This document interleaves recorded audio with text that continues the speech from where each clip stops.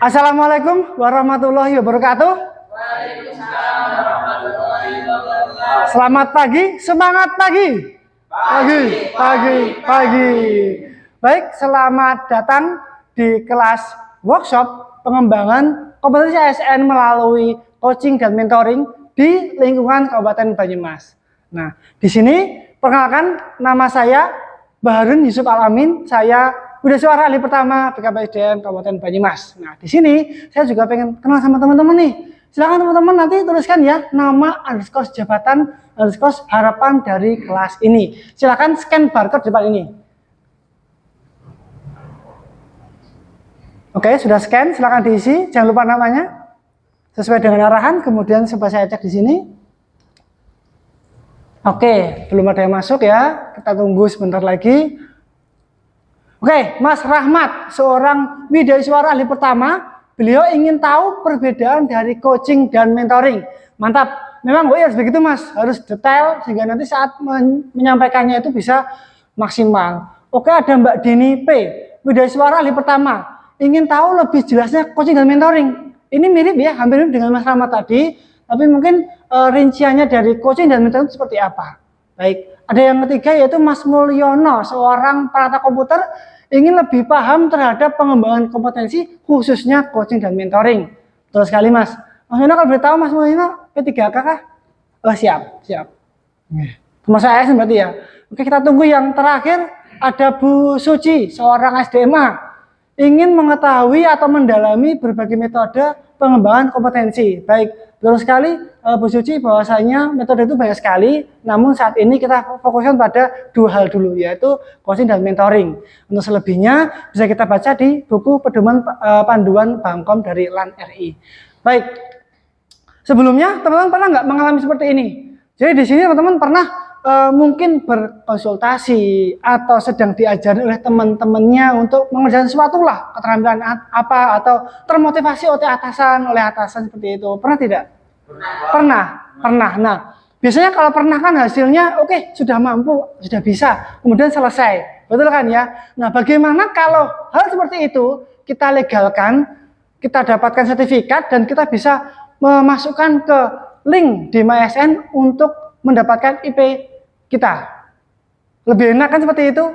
Jadi kegiatan yang sudah dilampaui itu kita mendapatkan legalitasnya. Nah, oleh karena itu kita pelajari di sini dengan dasar memang sudah ada kewajiban kita, terutama di Undang-Undang ASN nomor 20 tahun 2023 pasal 49 ayat 1 sampai 3, di situ dikatakan bahwasanya ASN wajib melakukan pengembangan kompetensi, entah itu PNS ataupun P3K seperti Mas Mulyono tadi.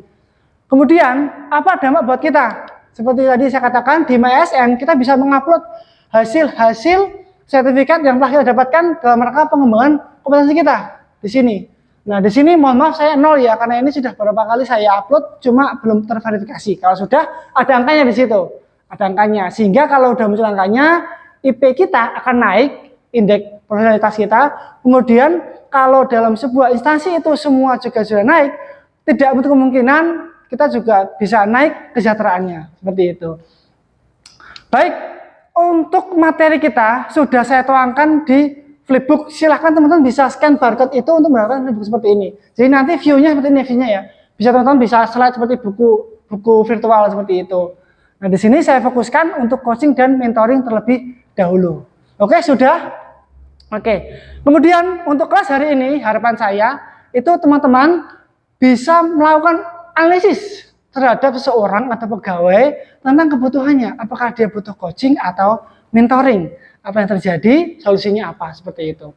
Baik, kemudian jangan lupa hari ini kita akan belajar pengertian dari coaching dan mentoring, kemudian tujuan dari coaching dan mentoring, serta apa sih bedanya coaching dan mentoring. Baik, langsung kita mulai. Coaching, apa itu coaching? Coaching adalah pembimbingan peningkatan kinerja melalui pembekalan kemampuan, memecahkan permasalahan dengan mengoptimalkan potensi diri. Jadi di sini seorang itu sudah memiliki keterampilan, potensi, namun tidak maksimal. Nah, biasanya atasan yang tahu itu akan melakukan sebuah komunikasi. Bisa 4 mata, 2 orang, atau bisa lebih, tergantung atasannya. Nah, di sini biasanya seorang coach yang melakukan coaching itu memiliki spesifikasi, contoh kepala, atasan seperti itu. Nah, sehingga ada treatment tertentu yang akan diterapkan terhadap bawahannya. Lalu tujuan coaching ada 4. Yang pertama adalah untuk meningkatkan konsistensi organisasi. Jadi sebuah organisasi itu akan konsisten jika karyawannya atau pegawainya itu mengalami pengembangan kompetensi, terutama di coaching ini. Yang kedua adalah dapat meningkatkan kinerja dan produktivitas dari pegawai itu sendiri. Dan yang ketiga, otomatis hubungan antara coach dan coachee yang tadi adalah atasan dan bawahan itu menjadi lebih baik. Mungkin karena saling pengertian, mengerti, sehingga akan lebih terkena hatinya. Dan keempat adalah untuk mengintegrasikan strategi instansi kepada seluruh pegawainya, seperti itu. Baik, ini untuk coaching. Lalu bagaimana mentoring? Mentoring adalah pembimbingan, peningkatan kinerja melalui 3 hal di sini. Ada transfer pengetahuan, ada transfer pengalaman, dan transfer keterampilan. 3 hal ini yang akan dikopikan atau ditransferkan kepada mentee, di mana dari orang yang lebih paham pada bidang yang sama. Nah, di sini tidak harus atasan ya, bisa teman sejawat, bisa lintas subbidang, lintas bidang, OPD, bahkan lintas instansi, bisa seperti itu. Sehingga tujuannya adalah seorang mentee atau peserta mentoring tadi itu dapat pengetahuan dan atau keterampilan yang baru yang dapat menghasilkan pengetahuan teknis dan rujukan pengalaman baru untuk pengembangan karir dan profesionalnya. Sehingga ada yang baru dari seorang mentee tadi. Nah, di sini saya ada nih 5 jenis kelebihan yang saya acak. Ada kelebihan coaching dan kelebihan mentoring. Nah, saya minta teman-teman dipilahkan mana dari 5 ini yang coaching, mana yang mentoring. Nanti akan seperti ini visualnya. Coaching mana aja, mentoring mana aja. Ini kita pakai game kita berhadiah ya, meskipun mini. Silakan teman-teman scan barcode di depan ini. Kita pakai handphone wall. Sudah? Silakan dikerjakan.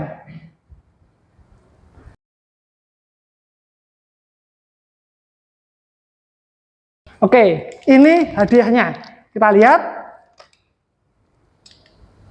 Oke, saya akan refresh. Saya hanya 1 pemenang aja yang terbaik ya. Di sini mendapatkan cemilan dari saya. Oke, saya refresh. Dan ternyata Mbak Dini yang skornya 5 dan paling cepat. Oke, terima kasih Mbak Dini. Ini hadiah dari saya. Snack Cadbury, silakan Mbak Dini. Silakan. Siap. Cakep teman-teman. Cakep. Dusul Mas Rahmat dan Mas Mulyono. Mohon maaf, hadiahnya cuma 1 orang ya. Kemudian setelah kuis kita lanjut ke perbedaannya. Apa sih bedanya coaching dan mentoring?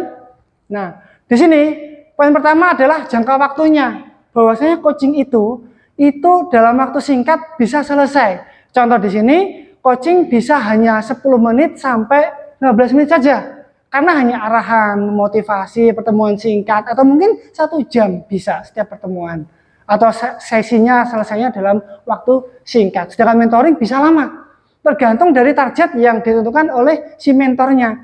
Jadi mentee itu harus bisa apa, dalam waktu berapa lama, nah itu tergantung di situ. Bisa 6 bulan, bisa lebih, atau mungkin 3 bulan. Seperti itu. Itu dari jangka waktunya, beda ya. Kemudian dari kualifikasinya. Kualifikasi di sini kalau untuk coaching itu kan coach, itu wajib berkualifikasi, contoh atasan.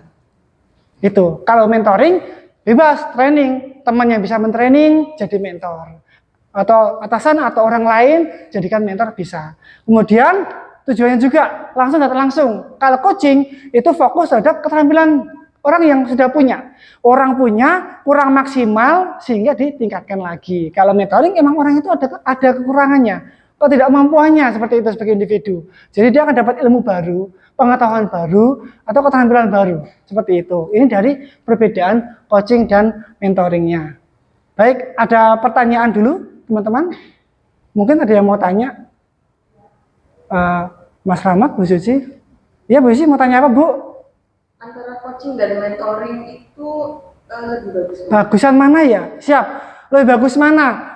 Jadi sebenarnya coaching dan mentoring itu masing-masing punya kelebihan dan kekurangan masing-masing. Sehingga kita tidak bisa mengatakan mana lebih bagus. Kita lihat dulu, kita lakukan analisis. Jadi dalam sebuah kasus kita lihat orang itu kendalanya apa. Apakah dia sudah punya keterampilan atau belum. Jika sudah punya, berarti apa yang membuat dia itu kurang maksimal. Cukup di coaching. Tapi kalau dia tidak mampu, contoh kita buat laporan tidak bisa, atau contoh kita melakukan sesuatu tidak bisa, nah itu butuh mentoring. Seperti itu. Betul ya Bu ya? Sudah dipahami Bu? Siap, siap. Kalau begitu nih, coba kita evaluasi. Saya ada foto di sini, silakan dievaluasi teman-teman. Ini ada sosok dua orang yang sedang kesulitan nih. Nah, bagaimana? Apa yang terjadi dan apa yang dibutuhkan? Silakan. Oh iya, Mbak Dini, sang juara tadi pemenang, silakan. Kalau menurut analisis saya, dari gambar tersebut, kesulitannya adalah hambatan dalam pekerjaan. Hambatan pekerjaan. Ya. Oke. Sehingga pekerjaannya tidak bisa diselesaikan secara maksimal, sehingga yang dibutuhkan adalah mentor. Jadi kemungkinan kurang mampuan ya Mbak ya, skill apa yang kurang mampu sehingga mereka terjadi hambatan. Iya betul sekali. Ternyata dari figur ini, Mbak Dini betul sekali, mereka membutuhkan mentoring. Mentoring dari seseorang agar lebih cepat bekerja, agar mampu melakukan pekerjaannya atau mungkin lebih efektif dan efisien untuk mentoring. Saya ada gambar kedua. Ini ada seorang pegawai yang sudah mahir sepertinya nih. Tetapi kenapa kok turun kinerjanya? Mungkin ada yang mau bantu? Siap, Mas Rahmat silakan. Kalau saya orang tersebut mengalami kejenuhan sehingga dibutuhkan coaching, Mas. Kejenuhan ya. Oh iya, berarti sebenarnya dia itu mampu Mas ya. Mampu. Dia mampu cuma kok turun kinerjanya. Sehingga butuh sesuatu, mungkin motivasi atau arahan. Sehingga yang dibutuhkan adalah coaching. Betul sekali. Tepuk tangan buat teman-teman semuanya. Siap, siap, siap. Oke, jadi di sini dapat kita simpulkan bahwasanya coaching dan mentoring itu merupakan dua metode pengembangan kompetensi yang pantas kita coba. Di mana dua-duanya itu bisa kita legalkan atau bahkan mungkin kita masukkan ke PSN, mendapat sertifikat, dan dua-duanya itu adalah murah, efektif, efisien, dapat dijadwalkan. Jadi kapanpun kesepakatan antara kita, entah kita dengan coach atau dengan mentor itu bisa fleksibel. Seperti itu, dengan kelebihan kekurangannya sehingga kita bisa tahu lah mana yang menurut kita akan kita lakukan seperti itu. Nah, jangan lupa tadi teman-teman sudah scan flipbook tadi, jangan dibaca-baca karena untuk pertemuan berikutnya besok kita akan mempelajari tahapan dari coaching dan mentoring. Jadi dibaca dulu agar lebih cepat, nanti akan kita bahas. Bahkan nanti kalau ada waktu lagi kita akan mensimulasikan bagaimanakah coaching dan mentoring itu. Seperti itu. Baik teman-teman, sekian dari saya. Ada kurangnya saya mohon maaf. Wassalamualaikum warahmatullahi wabarakatuh. Terima kasih semuanya.